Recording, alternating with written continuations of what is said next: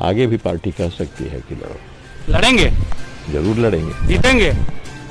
जीतने का जीतने की बात लड़ेंगे तो फिर जीतने लड़ेंगे तो जीतने के लिए लड़ेंगे ना। हारने के लिए कोई लड़ता है क्या?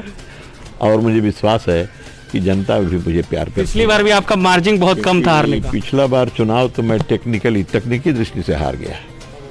आप जानते हैं कि एक मतदान केंद्र का मशीन का उसकी गिनती नहीं हुई। बिना उसकी गिनती बात करने वाले लोग, मुझे हंसी आती है। क्यों उम्र की बात करते हो?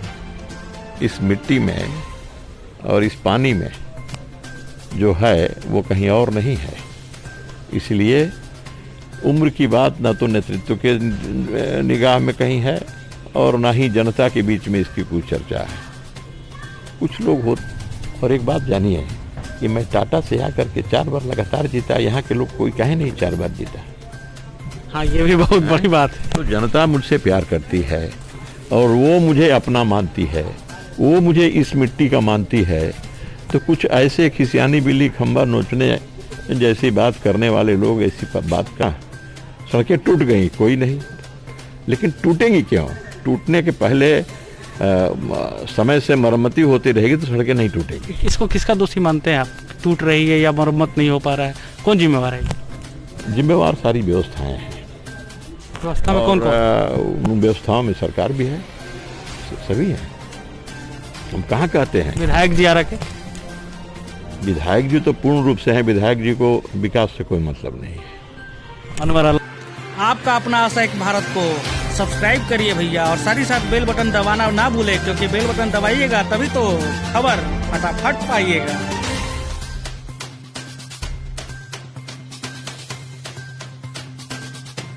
नमस्कार, आप देख रहे हैं आशा एक भारत, मैं रैना सिंह। और अभी हम आरा भोजपुर बिहार में हैं। बिहार विधानसभा चुनाव 2020 नज़दीक आता जा रहा है और जिस तरीके से नज़दीक आता जा रहा है वैसे चुनाव को लेकर काफ़ी लोगों में चर्चाएं तेज हो गई है कि आखिर हमारे विधानसभा क्षेत्र का कैंडिडेट कौन है और कौन हो सकता है बेहतर कैंडिडेट जो कि जीतेगा तो वो आरा की दशा और दिशा परिवर्तन कर सकता है।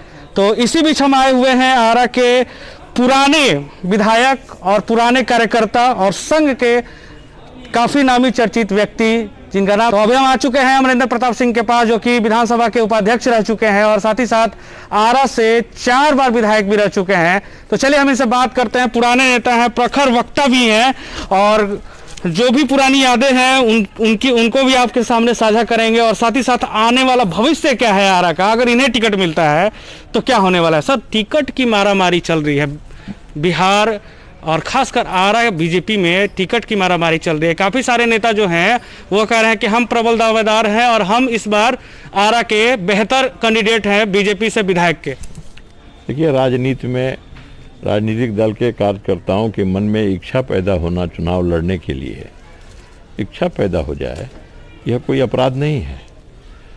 और एक मैं आग्रह करूंगा, निवेदन करूंगा आप लोग से कि बाकी और दलों के लिए आप जो भी शब्द इस्तेमाल करें, बीजेपी के लिए यह शब्द अच्छा नहीं लगता है कि मारामारी है। कहीं मारामारी नहीं है। एक से ज़्यादा कैंडिडेट हैं, सभी लोग अपने एक से ज़्यादा कैंडिडेट नहीं रहेंगे तो वो पार्टी जिंदा कैसे रहेगी?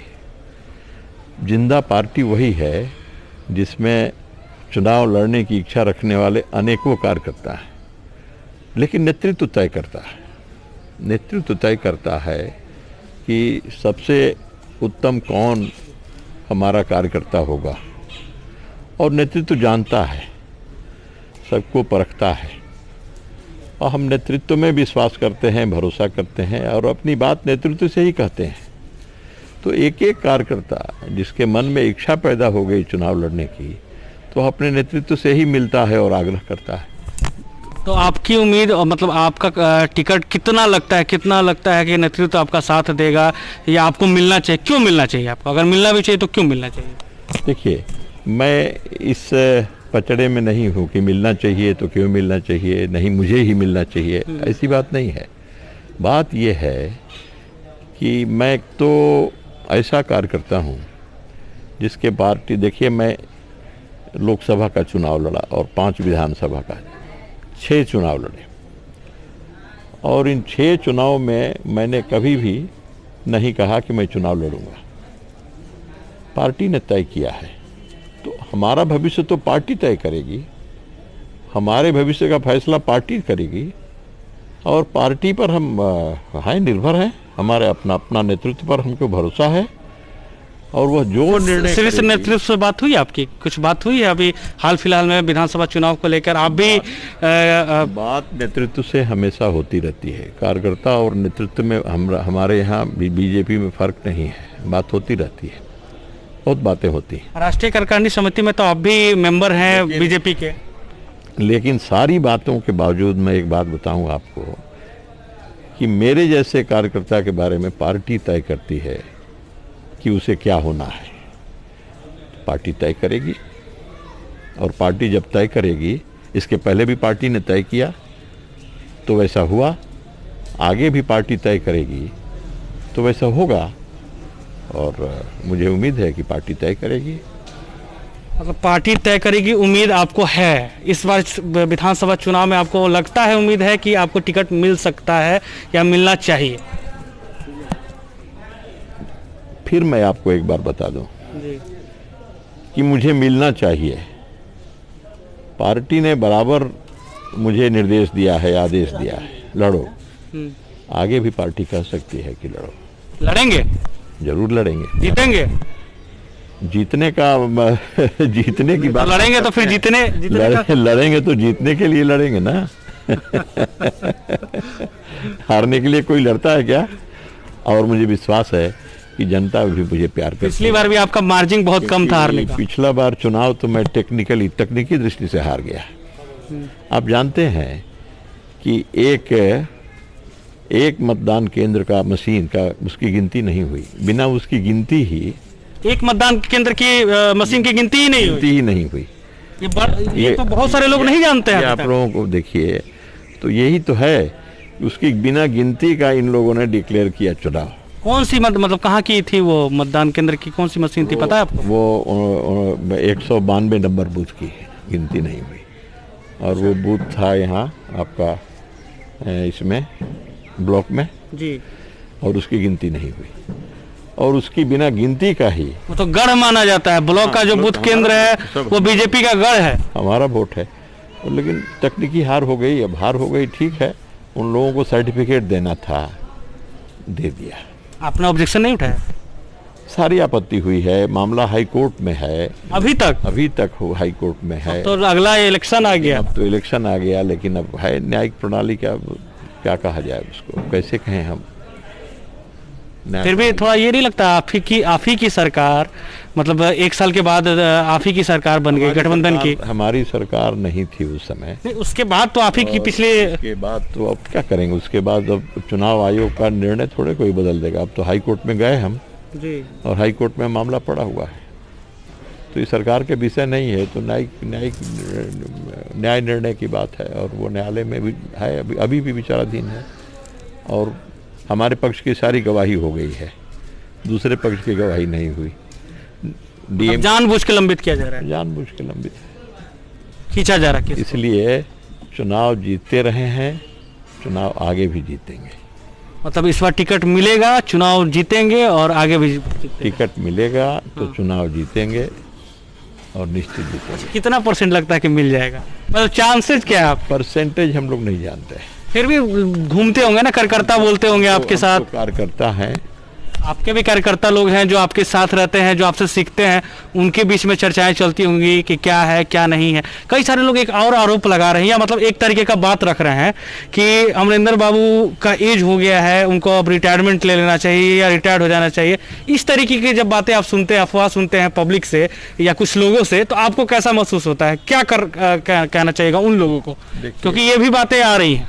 देखिए, उम्र की बात जहाँ तक है तो उम्र तो बैठा नहीं रहता किसी का, तो उम्र अमरिंदर प्रताप का कैसे बैठा रहेगा?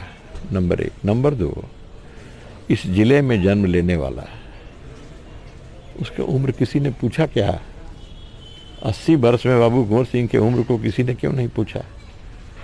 तो इस जिले में उम्र की बात करने वाले लोग, मुझे हंसी आती है, क्यों उम्र की बात करते हो? इस मिट्टी में और इस पानी में जो है वो कहीं और नहीं है। इसलिए उम्र की बात न तो नेतृत्व के निगाह में कहीं है और ना ही जनता के बीच में इसकी कोई चर्चा है। कुछ लोग होते हैं, चर्चा करते हैं, उनका कुछ उसमें निहित स्वार्थ होता है। एक और सवाल है, जनता के बीच का ही सवाल है कि ये बाहर से आए हुए हैं, टाटा से आए हुए हैं, इसलिए इनको नहीं मिलना चाहिए, आरा के लोगों को मिलना चाहिए, आरा का कोई कैंडिडेट खड़ा होना चाहिए। मैं इस धरती का बेटा हूँ, मेरा यहीं जन्म हुआ था, मैं यहीं बड़ा हुआ हूँ, मेरी यहीं शादी विवाह भी हुआ, मैं यहीं से पढ़ा, ग्रेजुएशन किया श्री महाराजा कॉलेज से। और मैं बताऊँ आपको, मेरे पिताजी के पिताजी 46 से 52 तक प्रांतीय असेंबली में यहीं से गए थे चुन के। उनका नाम था स्वर्गीय सरदार हरिहर सिंह, जो बिहार के मुख्यमंत्री भी हुए।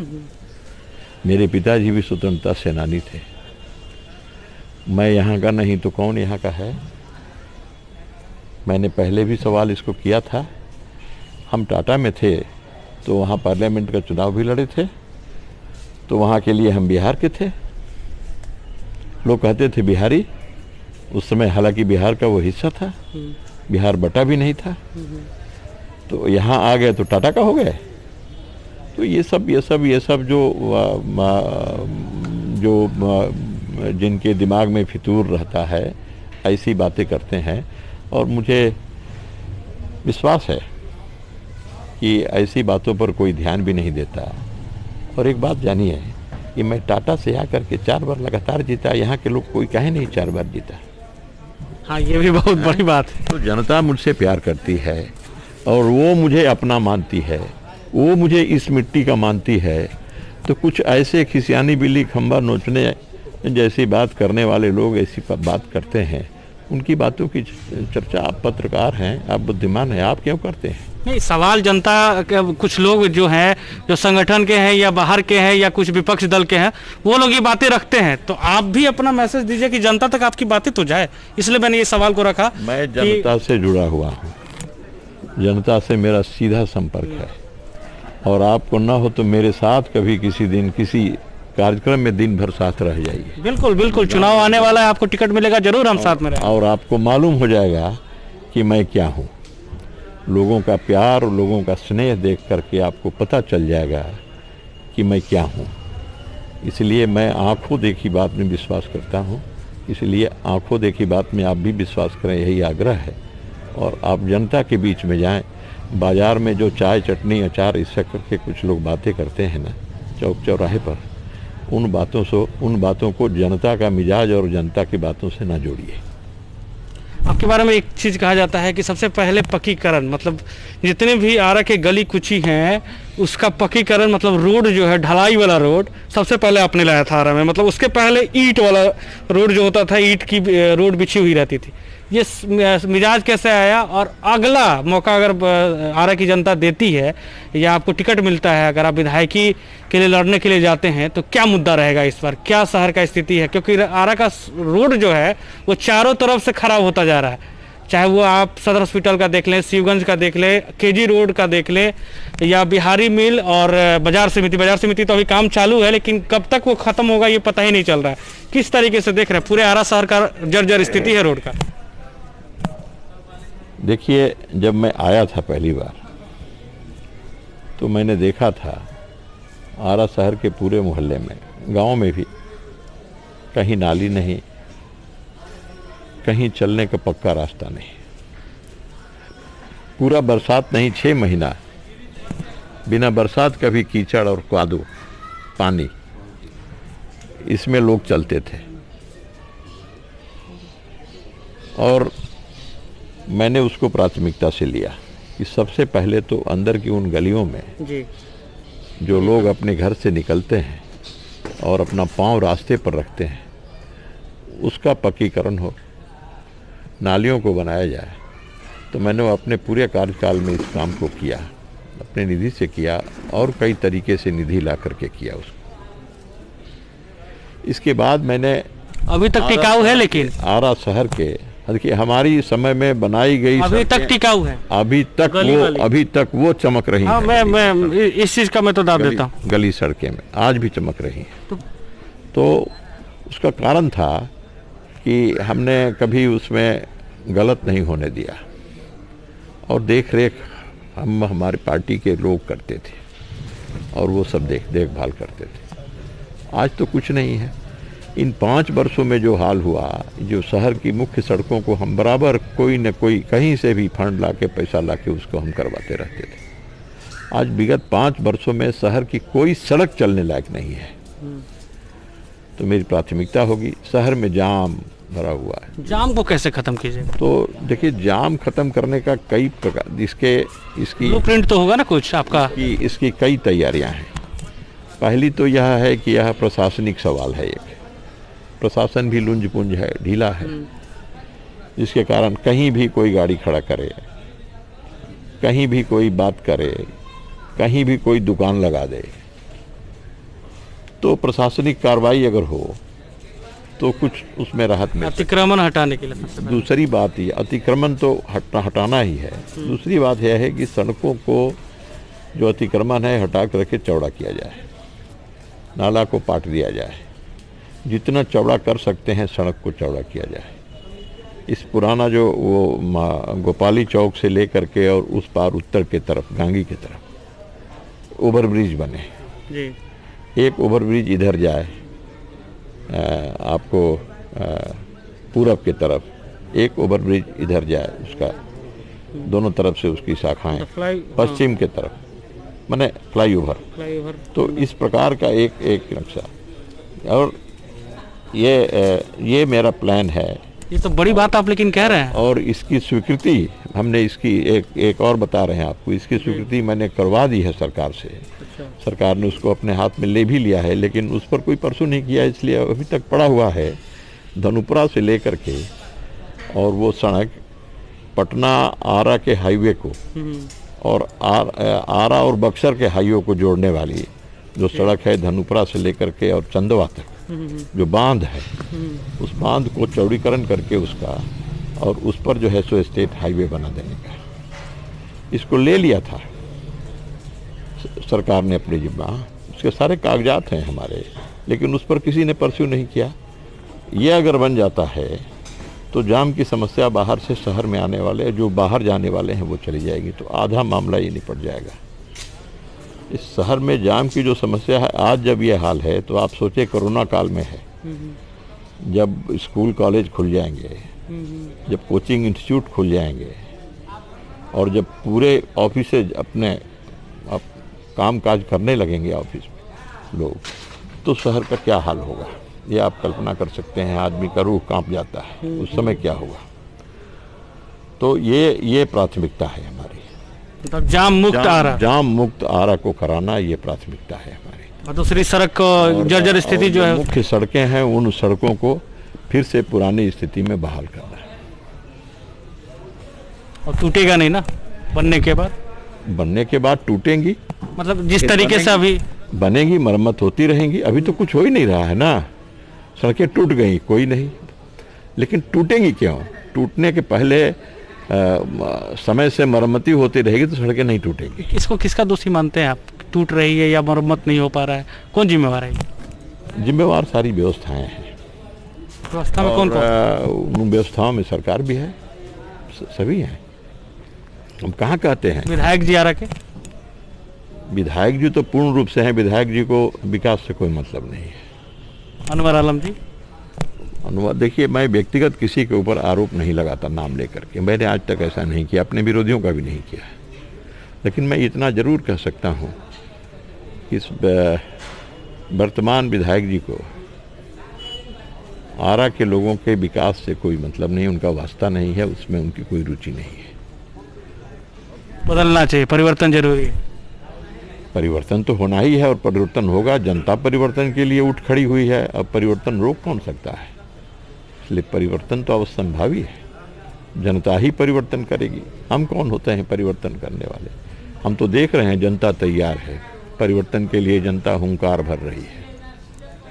चलिए, तो देखिए, बहुत बहुत धन्यवाद सर, फिर आगे और भी बात करेंगे, क्योंकि अभी आप कई सारी रैलियां करेंगे और आपने कहा भी है कि एक दिन हमारे साथ चलिए। जरूर हम चलेंगे जब आपका स्वागत है आपका राणा जी, और ऐसे ही आप मिलते रहें आपका स्नेह भारतीय जनता पार्टी पर रहे, बना रहे। जरूर जरूर, सभी पार्टियों पे बना रहेगा जरूर।